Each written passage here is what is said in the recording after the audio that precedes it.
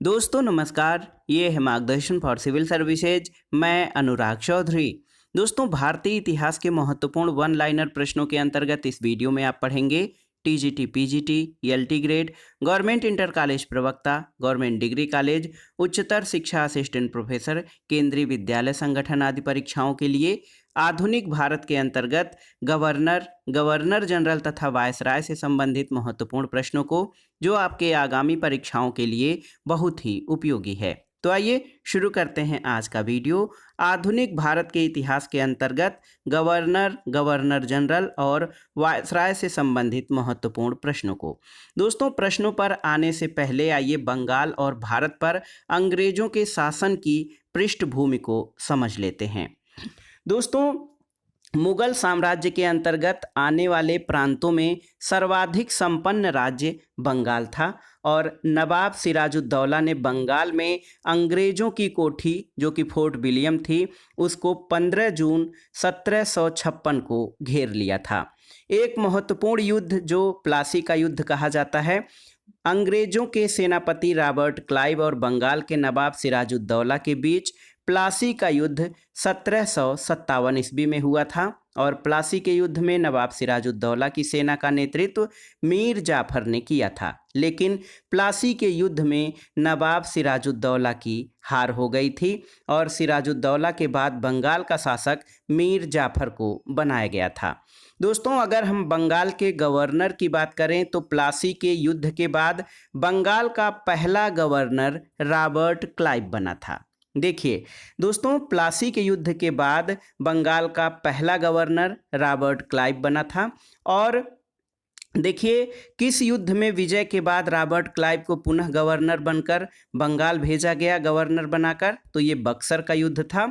और Robert Clive को दोस्तों स्वर्ग से उत्पन्न या स्वर्ग से उतरा सेना नायक कहा जाता है और बंगाल में द्वैध सरकार या द्वैध शासन की स्थापना क्लाइव ने की थी और बंगाल में द्वैध शासन की प्रणाली की शुरुआत फरवरी 1765 से हुई थी। पहला प्रश्न है दोस्तों आज की वीडियो का कि बंगाल में द्वैध सरकार की स्थापना किसने की थी? तो सही उत्तर है, बंगाल में द्वैध सरकार की स्थापना रॉबर्ट क्लाइव के द्वारा की गई थी। बहुत ही महत्वपूर्ण प्रश्न है दोस्तों। देखिए, रॉबर्ट क्लाइव जो है बहुत ही महत्वपूर्ण प्रश्न है कि बंगाल में द्वैध शासन की स्थापना या द्वैध सरकार की स्थापना रॉबर्ट क्लाइव के द्वारा की गई थी। वारेन हेस्टिंग्स से संबंधित महत्वपूर्ण प्रश्नों पर आते हैं दोस्तों। वारेन हेस्टिंग्स का जो शासनकाल रहा है 1772 से 1785 तक रहा है। भारत में ब्रिटिश ईस्ट इंडिया कंपनी के अधीन बंगाल का पहला गवर्नर जनरल वारेन हेस्टिंग्स था। बहुत ही महत्वपूर्ण प्रश्न है, गवर्नर जनरल की बात हो रही है। भारत में ब्रिटिश ईस्ट इंडिया कंपनी के अधीन जो है बंगाल का पहला गवर्नर जनरल वारेन हेस्टिंग्स था। और यहाँ पर एक प्रश्न और बनता है कि बंगाल का प्रथम गवर्नर जनरल कौन था? तो ये वारेन हेस्टिंग्स था। और हेस्टिंग्स के परिवर्तन करने के पूर्व कंपनी का कोषागार कहाँ पर स्थित था आपको बताना है, तो ये था मुर्शिदाबाद में। दोस्तों, वारेन हेस्टिंग्स ने राजकीय कोषागार को मुर्शिदाबाद से हटाकर कलकत्ता स्थानांतरित किया था और हेस्टिंग्स के परिवर्तन करने के पूर्व कंपनी का कोषागार या जो ट्रेजरी थी वो मुर्शिदाबाद में स्थित थी। एक प्रश्न ये बनता है दोस्तों कि आपसे पूछा जाता है कि बंगाल में रॉबर्ट क्लाइव द्वारा स्थापित द्वैध सरकार को किसने समाप्त किया था? तो बहुत ही महत्वपूर्ण प्रश्न है कि दोस्तों वारेन हेस्टिंग्स ने बंगाल में रॉबर्ट क्लाइव द्वारा जो स्थापित द्वैध शासन था इसको समाप्त कर दिया गया था। देखिए, भारत का पहला गवर्नर जनरल कौन था? ये लॉर्ड विलियम बेंटिक था। लेकिन दोस्तों, बंगाल का गवर्नर जनरल पूछा जा रहा है तो बंगाल का पहला गवर्नर जनरल वारेन हेस्टिंग्स था। वारेन हेस्टिंग्स बंगाल का पहला गवर्नर जनरल बना था और ये 1773 के रेगुलेटिंग एक्ट के तहत ये बना था। और अपने प्रशासनिक सुधार के अंतर्गत हेस्टिंग्स ने सबसे पहले 1772 ईस्वी में कोर्ट ऑफ डायरेक्टर्स के आदेशानुसार बंगाल में द्वैध शासन की समाप्ति की घोषणा की थी। तो सबसे महत्वपूर्ण है कि बंगाल में रॉबर्ट क्लाइव के द्वारा स्थापित द्वैध सरकार को वारेन हेस्टिंग्स ने समाप्त किया था और इसके अलावा इसने सरकारी खजाने का स्थानांतरण मुर्शिदाबाद से कलकत्ता किया था। और एक तथ्य आप और जान लीजिए कि वारेन हेस्टिंग्स का विचार था कि समस्त भूमि जो है वो शासक की है और राजस्व सुधारों को व्यवस्थित करने के लिए उसने परीक्षण और अशुद्ध यानी ट्रायल एंड एरर के नियम को अपनाया था। तो वारेन हेस्टिंग्स दोस्तों ये द्वैध शासन की समाप्ति से संबंधित हैं। अगला प्रश्न है बंगाल में द्वैध शासन का अंत कब हुआ था? तो याद रखिएगा 1772 यानी 1772 में बंगाल में द्वैध शासन का अंत हुआ था। और यही प्रश्न कई बार पूछा गया है कि बंगाल में द्वैध या दोहरा शासन का अंत किस गवर्नर जनरल के शासनकाल में हुआ था? तो याद रखिएगा दोस्तों, लॉर्ड वारेन हेस्टिंग्स के काल में दोहरा शासन का अंत हुआ था। इसके अलावा दोस्तों वारेन हेस्टिंग्स के शासनकाल में पहला आंग्ल मराठा युद्ध हुआ था और आप जान लीजिए कि एशियाटिक सोसाइटी ऑफ बंगाल की स्थापना 1784 में सर विलियम जोन्स ने वारेन हेस्टिंग्स के समयकाल में ही किया गया था। तो एशियाटिक सोसाइटी ऑफ बंगाल की स्थापना 1784 में सर विलियम जोन्स ने किया था और ये वारेन हेस्टिंग्स का शासनकाल था। अब आते हैं लॉर्ड कॉर्नवालिस से संबंधित महत्वपूर्ण प्रश्नों पर। कॉर्नवालिस का जो समयकाल है दोस्तों 1786 से 1793 है और भारत में न्यायिक सेवा का जनक लॉर्ड कॉर्नवालिस को माना जाता है और इसी के समय में कॉर्नवालिस के समय में जिले के समस्त अधिकार कलेक्टर के हाथ में दे दिए गए थे। और एक है प्रसिद्ध कॉर्नवालिस कोड, कॉर्नवालिस संहिता या कॉर्नवालिस कोड का निर्माण 1793 में कॉर्नवालिस द्वारा किया गया था और ये शक्तियों के पृथक्करण यानी सेपरेशन ऑफ पावर के सिद्धांत पर आधारित था। इसके अलावा कॉर्नवालिस का नाम अस्थाई बंदोबस्त पद्धति से जुड़ा हुआ है। 1793 में अस्थाई बंदोबस्त की पद्धति लॉर्ड कॉर्नवालिस के द्वारा शुरू की गई थी। तो देखिए पहले प्रश्न पर आ जाते हैं, लॉर्ड कॉर्नवालिस का मकबरा कहाँ पर स्थित है? तो ये गाजीपुर उत्तर प्रदेश में स्थित है। आप जान लीजिए दोस्तों कॉर्नवालिस जो है ये बंगाल का गवर्नर जनरल रहा था। इसे भारत में इस्तमरारी अथवा अस्थाई बंदोबस्त प्रणाली शुरू करने का श्रेय दिया जाता है। इसने भारत में न्यायिक संहिता और भारतीय लोक सेवा आयोग का प्रवर्तन किया और इसकी मृत्यु 5 अक्टूबर 1805 को गाजीपुर उत्तर प्रदेश में हुई थी और गाजीपुर में ही लॉर्ड कॉर्नवालिस की समाधि स्थित है। अगला प्रश्न है कंपनी के अधिकारियों की भ्रष्टता और घूसखोरी के कारण निजी व्यापार तथा उपहार लेना किसने बंद कर दिया था? उन्हें एक विशेष अनुबंध पर हस्ताक्षर करने को किसने बाध्य किया था? तो ये था लॉर्ड कॉर्नवालिस। दोस्तों कंपनी के अधिकारियों की भ्रष्टता और घूसखोरी के कारण निजी व्यापार और उपहार लेने पर रोक जो है लॉर्ड क्लाइव ने लगाई थी। पहल उसने ईस्ट इंडिया कंपनी के कर्मचारियों से एक विशेष अनुबंध पर हस्ताक्षर भी करवाए, लेकिन दोस्तों कॉर्नवालिस ने जो कि 1786 से 1793 इसने अधिकारियों के घूस और उपहार लेने और निजी व्यापार करने पर पूर्ण रूप से प्रतिबंध लगा दिया था। तो याद रखिएगा कॉर्नवालिस ने दोस्तों कंपनी के अधिकारियों की भ्रष्टता और घूसखोरी के कारण निजी व्यापार और उपहार लेने बंद कर दिया और पूरी तरह से इस पर प्रतिबंध लगाया था।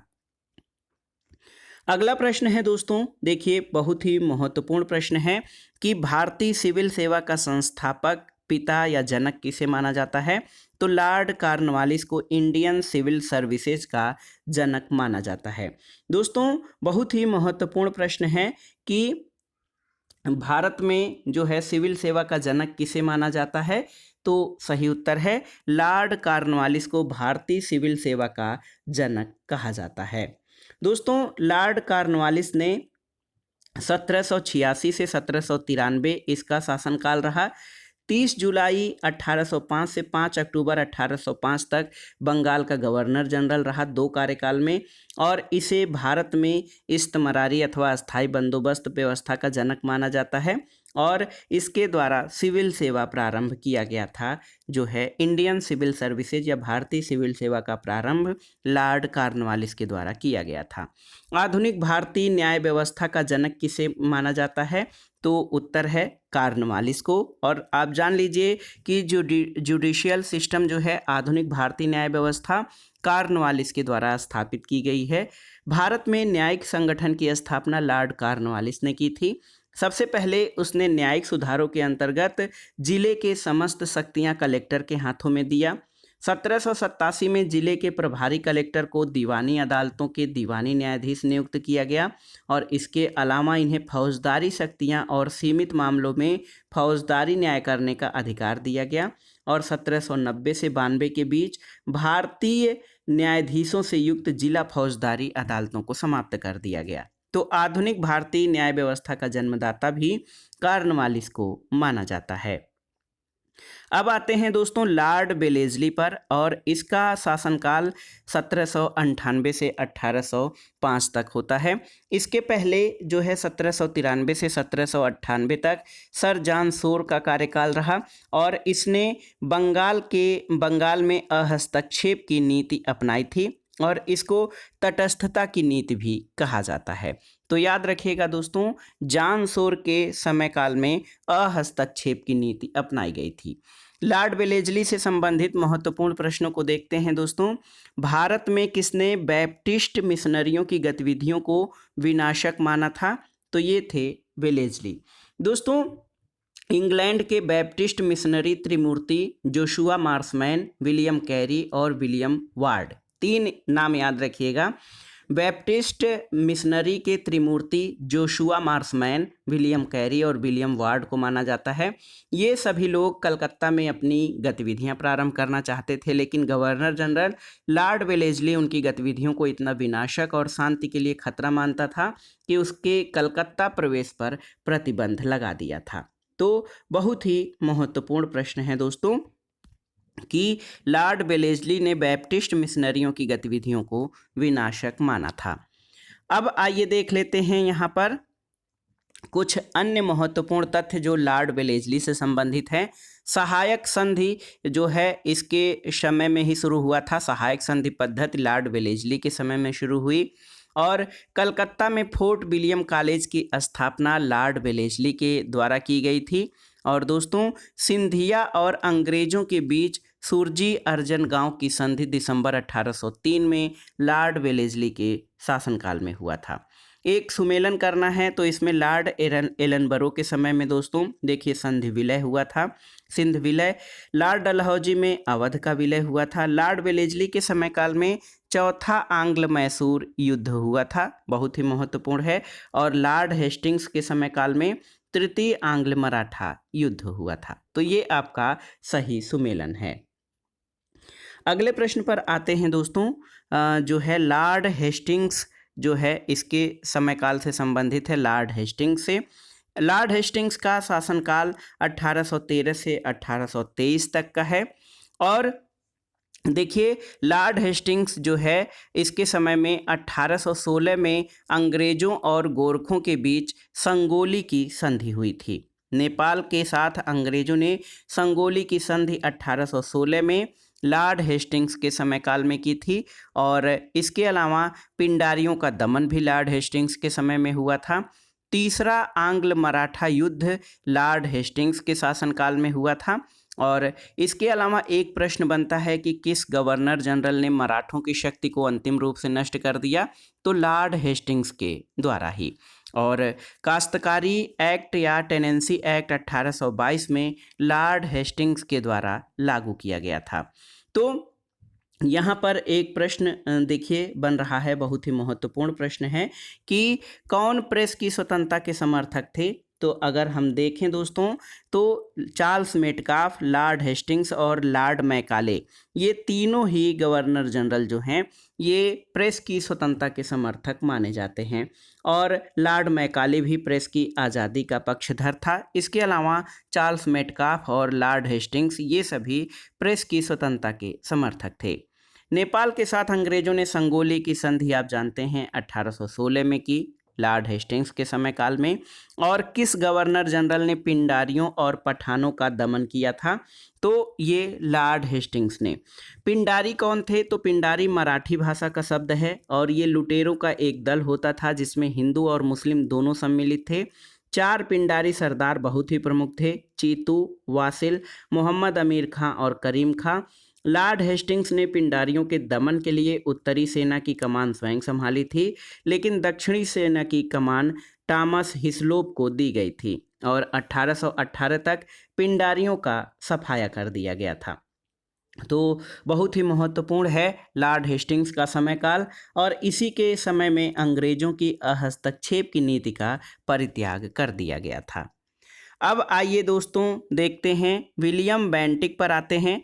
विलियम बेंटिक भारत का पहला गवर्नर जनरल था। याद रखिएगा, अगर भारत के पहले गवर्नर जनरल की बात की जाए तो भारत का पहला governor general Lord William Bentinck है। बहुत ही महत्वपूर्ण प्रश्न है। लॉर्ड विलियम बेंटिक भारत के प्रथम गवर्नर जनरल हैं और 1829 में इनके सहयोग से लॉर्ड विलियम बेंटिक ने राजा राममोहन राय के सहयोग से सती प्रथा को समाप्त किया था।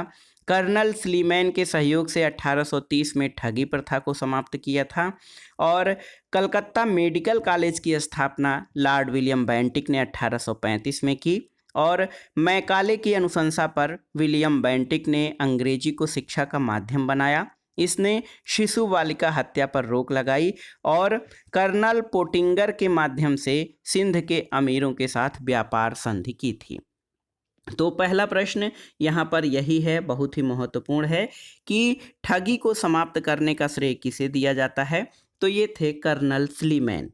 कर्नल स्लीमैन को ठगी प्रथा के समाप्त करने का श्रेय दिया जाता है। और आप जान लीजिए दोस्तों कि कर्नल स्लीमैन का जो संबंध है ठगी प्रथा के दमन से है। विलियम बेंटिक ने ठगी प्रथा को समाप्त करने के लिए एक विशेष अधिकारी कर्नल स्लीमैन की नियुक्ति की थी। और लॉर्ड विलियम बेंटिक एक उदारवादी था जो बेंथम की उपयोगितावादी विचारधारा से प्रेरित था।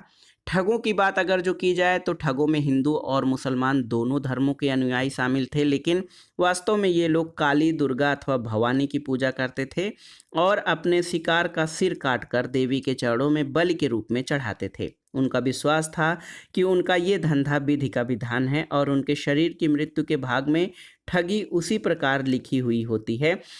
और दोस्तों याद रखिएगा, ठगी प्रथा का उन्मूलन विलियम बेंटिक ने कर्नल स्लीमैन के सहयोग से किया था।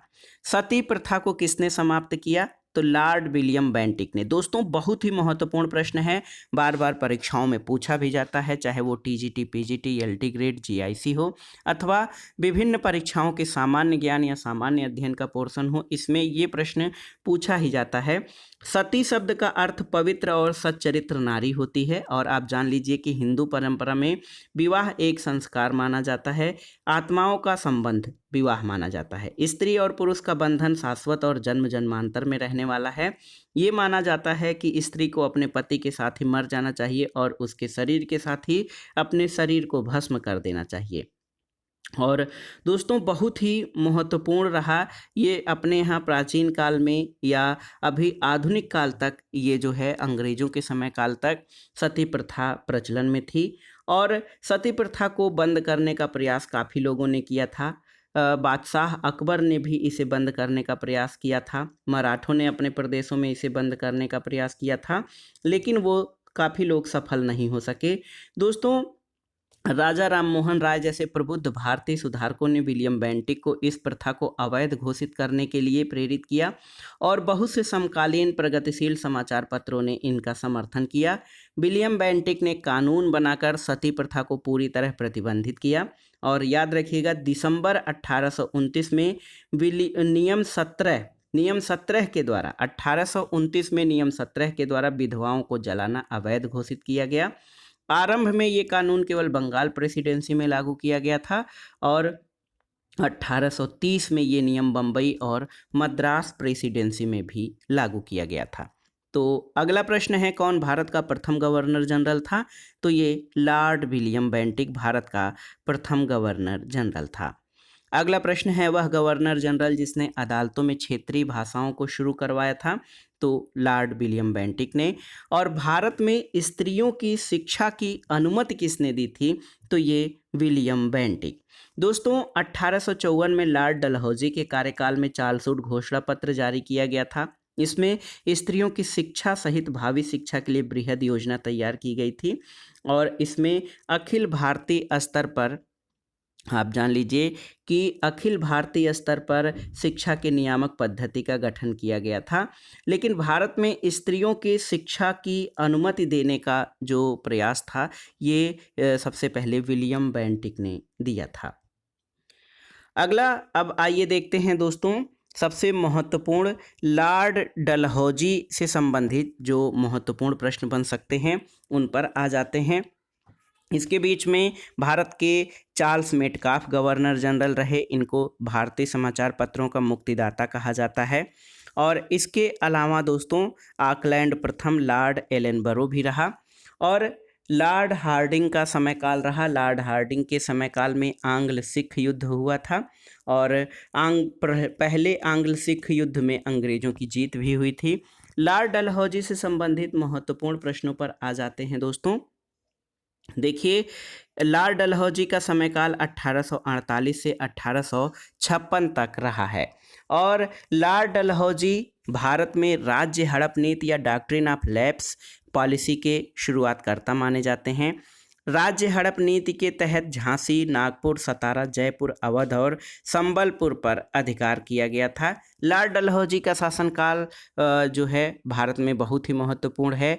रेलवे का प्रारंभ इसी के समय काल में 1853 में किया गया था। पहली यात्री रेल 1853 में चली थी। पोस्ट ऑफिस एक्ट, डाक टिकट का प्रचलन, इसके अलावा सार्वजनिक निर्माण विभाग, लोक सेवा विभाग, बिजली संचालित तार सेवा कलकत्ता से आगरा के बीच और भारतीय नागरिक सेवा के लिए पहली बार प्रतियोगिता, ये सभी कार्य लॉर्ड डलहौजी के द्वारा किए गए थे। पहले प्रश्न पर आते हैं दोस्तों, जो महत्वपूर्ण प्रश्न है कि भारत में सहायक संधि पर हस्ताक्षर सबसे पहले किसने किए थे? तो उत्तर है अवध के नवाब ने। वेलेस्ली ने दोस्तों सहायक संधि का आविष्कार नहीं किया था। इस प्रणाली का अस्तित्व पहले से ही था और आप जान लीजिए कि लॉर्ड डलहौजी का जो शासनकाल रहा, लॉर्ड डलहौजी का शासनकाल बहुत ही महत्वपूर्ण था और इसी के समय काल में सहायक संधि पर हस्ताक्षर हुए थे। अवध के नवाब ने सबसे पहले इस पर जो है अवध के नवाब ने हस्ताक्षर किए थे। जान लीजिए, बहुत ही महत्वपूर्ण प्रश्न है। आप देखिए कि किस भारत में सहायक संधि पर हस्ताक्षर अवध के नवाब ने सबसे पहले किए थे। गोद प्रथा निषेध का सिद्धांत किस पर लागू किया गया था, ये आपको बताना है। तो सही उत्तर है गोद प्रथा सिद्धांत। गोद प्रथा निषेध का सिद्धांत हिंदू राज्यों पर लागू किया गया था। लॉर्ड डलहौजी 1848 ईस्वी में भारत का गवर्नर जनरल बनकर आया तो उसने राज्यों के प्रति ब्रिटिश नीति को एक नई दिशा दी। उसने राज्य हड़प नीति सिद्धांत का प्रारंभ किया और इस सिद्धांत के अनुसार हिंदू राजाओं से दत्तक पुत्र लेने का अधिकार छीन लिया गया। अगला प्रश्न है, पहली रेलवे लाइन भारत में किसके समय में बिछाई गई? तो लॉर्ड डलहौजी के समय में। भारत में पहली बार किस गवर्नर जनरल के समय में तार और रेल सेवा प्रारंभ की गई? तो डाक, तार, रेल सेवा लॉर्ड डलहौजी के समय काल में। और देखिए, सहायक संधि स्वीकार करने वाला पहला राज्य कौन सा था? तो ये था अवध। दोस्तों भारत में सहायक संधि स्वीकार करने वाला पहला राज्य जो है अवध था। और आप जानते भी हैं कि डलहौजी के कार्यकाल में कलकत्ता से आगरा के बीच पहली बार बिजली से संचालित तार सेवा शुरू की गई थी। 1854 में पहली बार डाक कानून और डाक टिकट का प्रचलन किया गया और 1853 में सबसे पहले बम्बई और ठाणे के बीच रेलवे लाइन का निर्माण किया गया था। अब आइए इसके बाद दोस्तों लॉर्ड कैनिंग से संबंधित महत्वपूर्ण प्रश्नों पर आते हैं जो परीक्षाओं के लिए बहुत ही इम्पोर्टेंट हैं। तो कैनिंग दोस्तों, कैनिंग का शासनकाल 1856 से 1862 है और ईस्ट इंडिया कंपनी द्वारा नियुक्त लॉर्ड कैनिंग अंतिम गवर्नर जनरल और पहला वायसराय था। तो याद रखिएगा, ईस्ट इंडिया कंपनी द्वारा नियुक्त अंतिम गवर्नर जनरल और ब्रिटिश सम्राट के अधीन नियुक्त भारत का पहला वायसराय लॉर्ड कैनिंग था। और 1857 की क्रांति के बाद गवर्नर जनरल का पद समाप्त कर दिया गया था और ईस्ट इंडिया कंपनी के हाथों से सत्ता ब्रिटिश सम्राट के हाथों में आ गई थी 1857 की क्रांति के बाद। तो इससे संबंधित महत्वपूर्ण प्रश्नों को देखते हैं। प्रश्न है कि कौन गवर्नर जनरल था जब 1857 का विद्रोह हुआ था? तो ये लॉर्ड कैनिंग। दोस्तों 1857 के विद्रोह के समय गवर्नर जनरल लॉर्ड कैनिंग था और 1857 की क्रांति का प्रारंभ आप जानते हैं 10 मई को मेरठ से हुआ था। यहाँ की 3री कैवेलरी रेजिमेंट के सैनिकों ने चर्बी युक्त कारतूसों को छूने से इनकार कर दिया था और खुलेआम बगावत कर दी थी। तो लॉर्ड कैनिंग के समय काल में दोस्तों 1857 का जो विद्रोह है वो हुआ था। अगला प्रश्न है कि किस गवर्नर जनरल ने ये घोषित किया कि बहादुर शाह की मृत्यु के बाद मुगल राजा की उपाधि से वंचित रहेंगे? तो ये महत्वपूर्ण प्रश्न है और ये किसने घोषित किया था? ये घोषित किया था लॉर्ड कैनिंग ने। 1856 में लॉर्ड कैनिंग ने ये घोषणा की कि बहादुर शाह द्वितीय की मृत्यु के बाद मुगलों से सम्राट की पदवी छीन ली जाएगी और वे सिर्फ राजा ही कहे जाएंगे, ये सम्राट नहीं कहे जाएंगे। 1849 में लॉर्ड डलहौजी ने ये घोषणा की थी कि बहादुर शाह द्वितीय के उत्तराधिकारी को ऐतिहासिक लाल किला छोड़कर दिल्ली के बाहर कुतुब मीनार के एक बहुत छोटे स्थान में रहना होगा। और इसी तरह लॉर्ड कैनिंग ने ये घोषणा की थी कि बहादुर शाह की मृत्यु के बाद मुगल जो है राजा की उपाधि से वंचित हो जाएंगे। अब आइए देखते हैं दोस्तों, कैनिंग के बाद जो शासन रहा है, जो वायसराय रहे, उसमें लॉर्ड एल्गिन रहा। लॉर्ड एल्गिन जो है, लॉर्ड एल्गिन की मृत्यु भी भारत में हुई थी, धर्मशाला हिमाचल प्रदेश में। सर जॉन लॉरेंस, तो दोस्तों लॉरेंस जो है इसका समयकाल 1864 से 1869 है। 1864 से 1869 का शासनकाल जॉन लॉरेंस का है। जॉन लॉरेंस के नाम से दोस्तों शानदार निष्क्रियता या चतुराईपूर्ण निष्क्रियता या फिर कुशल अकर्मण्यता की नीति जुड़ी हुई है। तो जॉन लॉरेंस बहुत ही महत्वपूर्ण है। कुशल अकर्मण्यता, शानदार निष्क्रियता या चतुराईपूर्ण निष्क्रियता की नीति जॉन लॉरेंस से संबंधित है। और प्रश्न भी यही है कि कौन कुशल अकर्मण्यता या चतुराईपूर्ण निष्क्रियता की नीति से जुड़ा हुआ है? तो ये हैं जॉन लॉरेंस। और आप जान लीजिए दोस्तों, देखिए, पॉलिसी ऑफ मास्टरली इनएक्टिविटी आंग्ल अफगान संबंध में लॉर्ड एलनबरो के काल से प्रारंभ होकर लॉर्ड नॉर्थब्रुक के काल तक चलती रही और इस काल को कुशल अकर्मण्यता की नीति का काल कहा जाता है। और इस नीति को प्रायः जॉन लॉरेंस के नाम से विशिष्ट रूप से संबंधित किया जाता है क्योंकि उसके वायसराय काल में इस नीति का अनुसरण करने का स्पष्ट अवसर मिला और इस नीति की रूपरेखा स्पष्ट रूप से निश्चित की गई। कुशल अकर्मण्यता नीति जो शब्द है ये JWS वाइली ने एडिनबरा रिव्यू में एक लेख में प्रस्तुत किया था। तब से ये शब्द भिन्न भिन्न वायसरायों की नीतियों के समर्थन अथवा आलोचना के लिए प्रयोग किया जाने लगा था। तो याद रखिएगा, कुशल अकर्मण्यता या चतुराईपूर्ण निष्क्रियता या हस्तक्षेप की नीति, इससे लॉर्ड लॉरेंस जुड़ा हुआ है। और अफगानिस्तान के संबंध में हस्तक्षेप की नीति लॉर्ड लॉरेंस के द्वारा अपनाई गई थी। अब आते हैं लॉर्ड मेयो से संबंधित महत्वपूर्ण प्रश्नों पर। तो देखिए, लॉर्ड मेयो महत्वपूर्ण, इसका शासनकाल 1869 से 1872 रहा है और भारत में वित्तीय विकेंद्रीकरण की नीति की शुरुआत, अजमेर में मेयो कॉलेज की स्थापना, सांख्यिकी सर्वेक्षण विभाग की स्थापना और 1872 में एक अलग कृषि विभाग की स्थापना लॉर्ड मेयो के द्वारा की गई थी। और इसी के समय काल में याद रखिएगा 1872 में पहली बार भारत में प्रायोगिक तौर पर जनगणना की शुरुआत हुई थी। तो प्रश्न ये है कि भारतीय कृषि विभाग के पिता के रूप में किसे देखा जाता है? तो सही उत्तर है लॉर्ड मेयो को। दोस्तों लॉर्ड मेयो का शासनकाल 1869 से 1872 तक था। 1872 में मेयो ने कृषि विभाग की स्थापना की जिसके फलस्वरूप मेयो को भारतीय कृषि विभाग के पिता के रूप में जाना जाता है। अब आते हैं दोस्तों, आ जाइए आगे। इसके बाद लॉर्ड लिटन के शासनकाल को देख लेते हैं। हालांकि बीच में लॉर्ड नॉर्थब्रुक का कार्यकाल था। लॉर्ड नॉर्थब्रुक ने कहा था कि मेरा उद्देश्य करों को हटाना तथा अनावश्यक वैधानिक कार्रवाइयों को बंद करना है। और नॉर्थब्रुक के शासनकाल में ही पंजाब में कू का आंदोलन हुआ था। लॉर्ड लिटन से संबंधित महत्वपूर्ण तथ्यों पर आते हैं दोस्तों।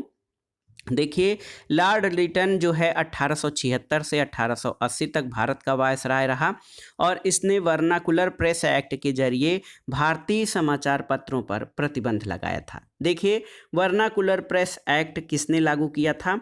तो ये था लॉर्ड लिटन ने। और ये कब लागू हुआ? 1878, याद रखिएगा, 1878 1878 में लॉर्ड लिटन के शासनकाल में वर्नाकुलर प्रेस एक्ट लागू किया गया था। इसी के समय काल में भारतीय शस्त्र अधिनियम पारित हुआ था और लॉर्ड लिटन ने दोस्तों 1880 में रिचर्ड स्ट्रेची की अध्यक्षता में एक अकाल आयोग की स्थापना भी की थी। और लॉर्ड लिटन ने सिविल सेवा परीक्षा में प्रवेश पाने की आयु सीमा 21 वर्ष से घटाकर 19 वर्ष कर दिया था। तो देखिए, प्रश्न है कि वर्नाकुलर प्रेस एक्ट जो है किसने लागू किया था? लॉर्ड लिटन ने। अब आइए आगे चलते हैं दोस्तों। एक प्रश्न और है कि किसे ओवेन मेरीडेथ के नाम से जाना जाता है? ओवेन मेरीडेथ के नाम से किसे जाना जाता है? तो आप जान लीजिए, लॉर्ड लिटन को ओवेन मेरीडेथ के नाम से जाना जाता है। लॉर्ड लिटन एक कूटनीतिज्ञ था। वो ब्रिटिश कार्यालय में कई पदों पर कार्य कर चुका था। लॉर्ड लिटन को 1876 से 1880 तक के लिए भारत का वायसराय नियुक्त किया गया। वो एक विख्यात कवि, उपन्यासकार और लेखक था। साहित्य जगत में वो ओवेन मेरीडिथ के नाम से प्रसिद्ध था। अब आगे आते हैं दोस्तों लॉर्ड रिपन से संबंधित महत्वपूर्ण प्रश्नों पर। लॉर्ड रिपन का जो शासनकाल रहा वो बहुत ही महत्वपूर्ण था। और आप जान लीजिए कि भारत में स्थानीय शासन को, स्थानीय स्वशासन को प्रोत्साहित करने का कार्य लॉर्ड रिपन ने किया था। और 1882 में इसने वर्नाकुलर प्रेस एक्ट समाप्त कर दिया था। बहुत ही महत्वपूर्ण प्रश्न है। वायसराय लॉर्ड रिपन ने दोस्तों भारत में स्थानीय स्वशासन का शुरुआत किया था। वर्नाकुलर प्रेस एक्ट इसी के समय काल में बंद किया गया था।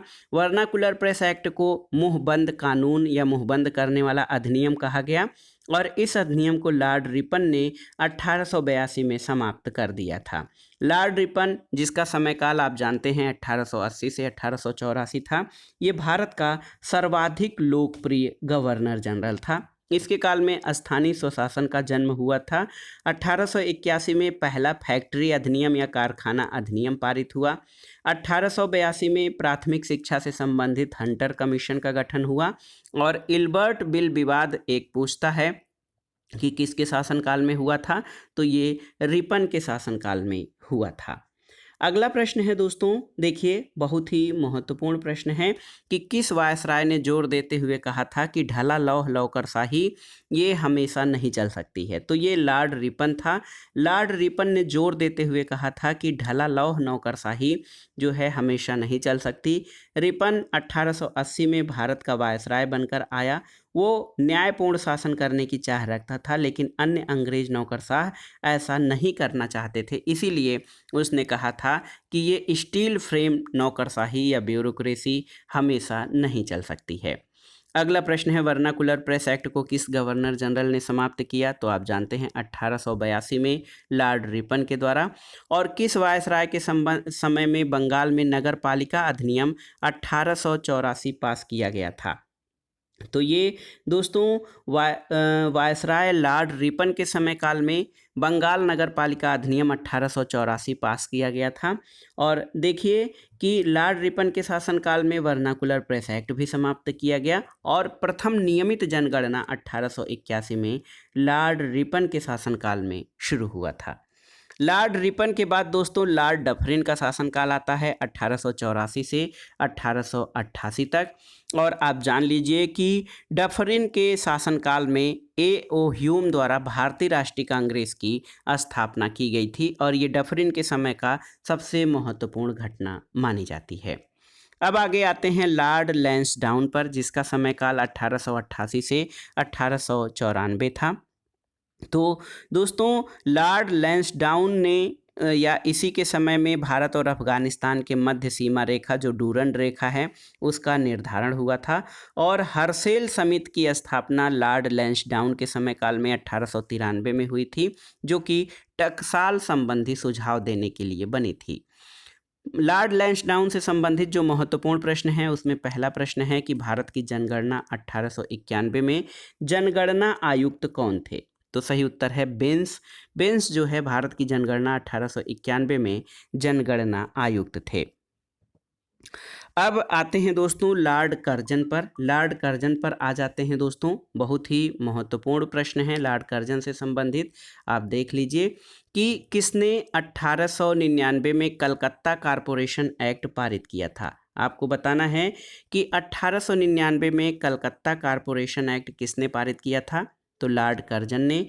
और लॉर्ड कर्जन का कार्यकाल 1899 से 1905 था। भारतीय जनमानस की आकांक्षाओं की पूर्णतः अवहेलना करते हुए भारत में ब्रिटिश शासन को सुदृढ़ करने का प्रयास किया गया। 1899 में कलकत्ता कारपोरेशन एक्ट कर्जन के काल में पारित हुआ था, और इस एक्ट के द्वारा दोस्तों निर्वाचित सदस्यों की संख्या कम कर दी गई, जिससे यूरोपीय सदस्यों को बहुमत मिला था, और इस तरह कलकत्ता अधिनियम को एंग्लो इंडियन हाउस के रूप में जाना जाता है।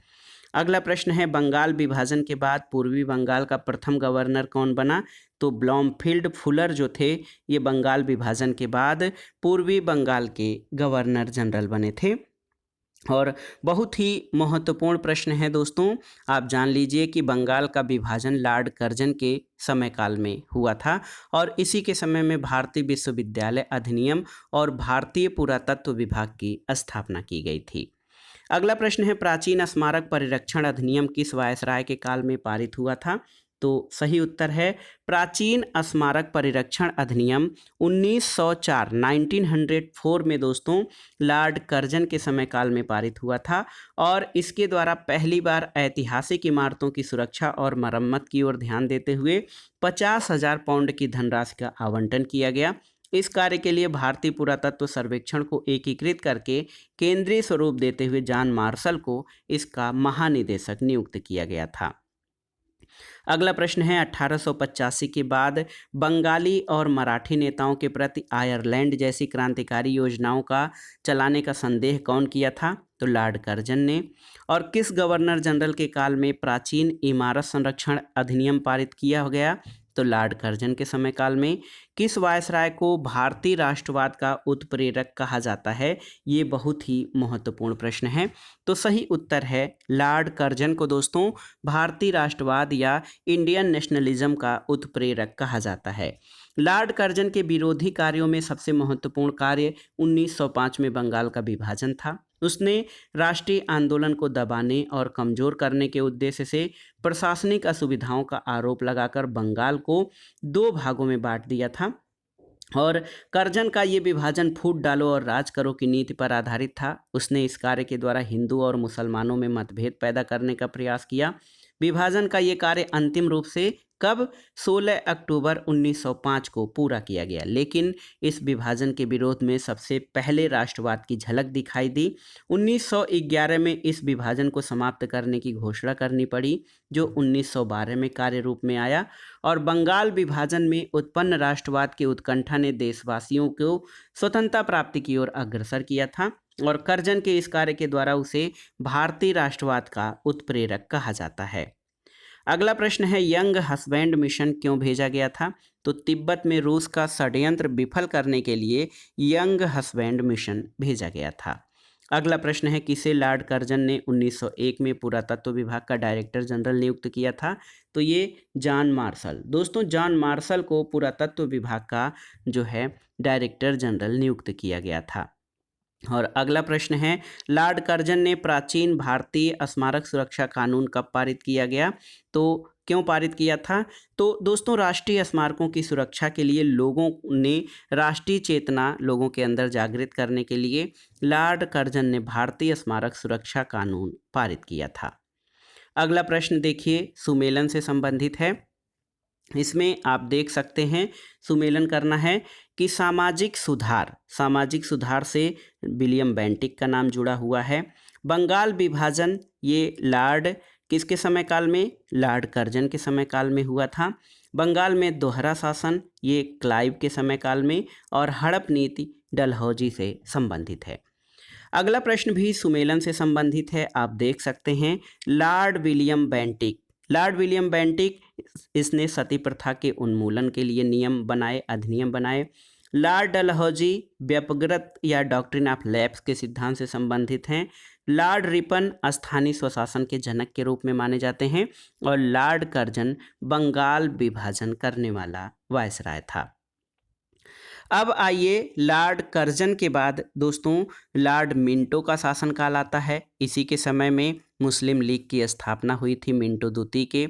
लॉर्ड हार्डिंग द्वितीय के समय काल में दोस्तों वायसराय जो है लॉर्ड हार्डिंग द्वितीय था। इसके समय में ब्रिटेन के राजा की जॉर्ज पंचम भारत आए थे। और देखिए, ब्रिटिश शासन में ब्रिटेन के केवल एक ही राजा ने भारत की यात्रा की थी और अपना भव्य दरबार लगाया था। वो कौन थे? ये थे जॉर्ज पंचम। आप देख लीजिए, वायसराय लॉर्ड हार्डिंग ने 1911 में जॉर्ज पंचम और महारानी मेरी को भारत बुलाया और दिल्ली में भव्य दरबार का आयोजन किया, जिसे दिल्ली दरबार तृतीय के नाम से जाना जाता है। और इसी दरबार में बंगाल विभाजन को रद्द किया गया और राजधानी कलकत्ता से दिल्ली स्थानांतरण की घोषणा की गई थी। तो ये बहुत ही महत्वपूर्ण प्रश्न है। लॉर्ड हार्डिंग के शासनकाल में बंगाल विभाजन रद्द किया गया और भारत की राजधानी कलकत्ता से दिल्ली स्थानांतरित की गई थी। कब? 1912 में।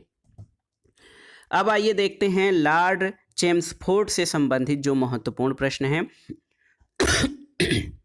चेम्सफोर्ड के शासनकाल में रोलेट एक्ट पारित हुआ था 1919 में, और इसी के शासनकाल में जलियांवाला बाग हत्याकांड 13 अप्रैल 1919 को हुआ था। मॉन्टेग्यू चेम्सफोर्ड सुधार जो है भारत सरकार अधिनियम 1919 का आधार लॉर्ड चेम्सफोर्ड के शासनकाल में पारित हुआ था। और इसी के समय में यानी लॉर्ड चेम्सफोर्ड के समय में जो है दोस्तों लॉर्ड चेम्सफोर्ड के समय काल में तृतीय अफगान युद्ध हुआ था। लॉर्ड रीडिंग का कार्यकाल उसके बाद आता है 1921 से 1926 तक। भारत में पहली बार भारतीय सिविल सेवा परीक्षा 1922 में कहाँ हुई थी? तो इलाहाबाद में जो है भारत में पहली भारतीय सिविल सेवा परीक्षा इलाहाबाद में आयोजित की गई थी। और लॉर्ड रीडिंग के शासनकाल में कुछ महत्वपूर्ण तथ्य जान लीजिए कि प्रिंस ऑफ वेल्स ने भारत की यात्रा की थी 1921 में। और चौरी चौरा कांड लॉर्ड रीडिंग के शासनकाल से संबंधित है, जो 4 फरवरी 1922 को हुआ था। और लॉर्ड रीडिंग के शासनकाल में लॉर्ड इंचकैप की अध्यक्षता में भारतीय छटनी आयोग की स्थापना हुई थी। इसके बाद दोस्तों देखिए, उसके बाद अगर हम देखें तो लॉर्ड इरविन का शासनकाल आता है। साइमन आयोग जो है लॉर्ड इरविन के शासनकाल में इसकी स्थापना हुई थी 1927 में, और साइमन आयोग फरवरी 1928 में बम्बई यानी भारत पहुंचा था। और दोस्तों लॉर्ड इरविन के शासनकाल में ही पहला गोलमेज सम्मेलन लंदन में आयोजित किया गया था। शारदा एक्ट जो बाल विवाह से संबंधित है, जो है लड़कियों और लड़कों की आयु से संबंधित है, शारदा एक्ट लॉर्ड इरविन के शासनकाल में हुआ था। और इसमें लड़कियों की विवाह की आयु 14 और लड़कों के लिए 18 वर्ष निर्धारित की गई थी। और गांधी इरविन समझौता लॉर्ड इरविन के समय काल में मार्च 1931 में हुआ था। इरविन के बाद लॉर्ड वेलिंगटन का शासनकाल आता है। वेलिंगटन के शासनकाल में द्वितीय गोलमेज सम्मेलन 4 दिसंबर 1931 को आयोजित हुआ था। और इसी मात्र द्वितीय गोलमेज सम्मेलन में महात्मा गांधी ने कांग्रेस का प्रतिनिधित्व किया था।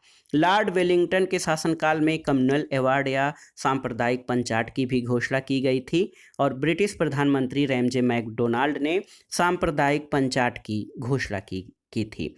और लॉर्ड वेलिंगटन के शासनकाल में भारतीय शासन अधिनियम भारत सरकार अधिनियम 1935 पारित किया गया था। वेलिंगटन के बाद लॉर्ड लिनलिथगो का शासनकाल आता है, जो 1936 से 1944 था। लॉर्ड लिनलिथगो के शासनकाल में द्वितीय विश्व युद्ध प्रारंभ हुआ था और फॉरवर्ड ब्लॉक की स्थापना 1939 में सुभाष चंद्र बोस ने इसी समय की थी। और लॉर्ड लिनलिथगो के शासनकाल में क्रिप्स मिशन भारत आया था। लॉर्ड लिनलिथगो के शासनकाल में कांग्रेस ने भारत छोड़ो आंदोलन शुरू किया था। लिनलिथगो के बाद दोस्तों लॉर्ड बेवेल 1944 से 1947 का शासनकाल आता है। बेवेल के शासनकाल में शिमला समझौता हुआ था 1945 में और इसी के समय में कैबिनेट मिशन भारत आया था 1946 में। भारत की आज़ादी के समय 1947 में इंग्लैंड के प्रधानमंत्री लॉर्ड क्लीमेंट एटली थे जो कि लेबर पार्टी से संबंधित थे। अब आते हैं लॉर्ड माउंटबेटन पर। लॉर्ड माउंटबेटन का कार्यकाल दोस्तों मार्च 1947 से जून 1948 तक रहा है माउंटबेटन, और भारत का अंतिम वायसराय लॉर्ड माउंटबेटन और भारत का प्रथम गवर्नर जनरल भी लॉर्ड माउंटबेटन को ही माना जाता है। और 3 जून 1947 को लॉर्ड माउंटबेटन ने ये घोषणा की कि भारत और पाकिस्तान के रूप में भारत का विभाजन समस्या का हल है। और जुलाई 1947 में ब्रिटिश संसद में प्रधानमंत्री क्लीमेंट एटली ने भारतीय स्वतंत्रता विधेयक प्रस्तुत किया था, जिसके आधार पर 15 अगस्त 1947 को भारत आज़ाद हुआ था। देखिए, अगला प्रश्न चक्रवर्ती राजगोपालाचारी से संबंधित है। इनसे संबंधित जो प्रश्न है कि भारत के स्वतंत्र भारत के प्रथम भारतीय गवर्नर जनरल कौन थे, तो ये थे सी राजगोपालाचारी। दोस्तों, भारत के स्वतंत्र भारत के प्रथम भारतीय गवर्नर जनरल चक्रवर्ती राजगोपालाचारी थे और ये भारत के प्रथम भारतीय और अंतिम गवर्नर जनरल भी थे।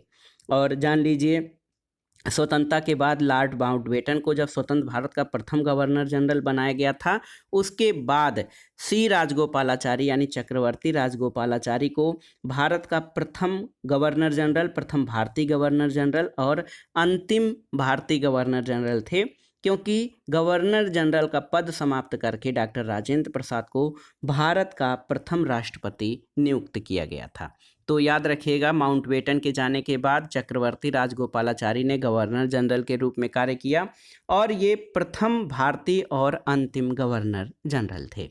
तो दोस्तों, ये था आज का video. TGT, PGT, LT grade, government inter college प्रवक्ता, गवर्नमेंट डिग्री कॉलेज, उच्चतर शिक्षा असिस्टेंट प्रोफेसर, केंद्रीय विद्यालय संगठन और विभिन्न परीक्षाओं के सामान्य ज्ञान और सामान्य अध्ययन के लिए बहुत ही उपयोगी भारत के गवर्नर, गवर्नर जनरल और वायसराय से संबंधित महत्वपूर्ण प्रश्न जो आपके आगामी विभिन्न परीक्षाओं के लिए बहुत ही उपयोगी और महत्वपूर्ण हैं। आप इन प्रश्नों को तैयार कर लीजिएगा। वीडियो आपको कैसा लगा हमें कमेंट बॉक्स में ज़रूर बताइएगा। वीडियो को लाइक करें, शेयर करें और इस चैनल मार्गदर्शन फॉर सिविल सर्विसेज को सब्सक्राइब करें। वीडियो देखने के लिए धन्यवाद दोस्तों। नमस्कार।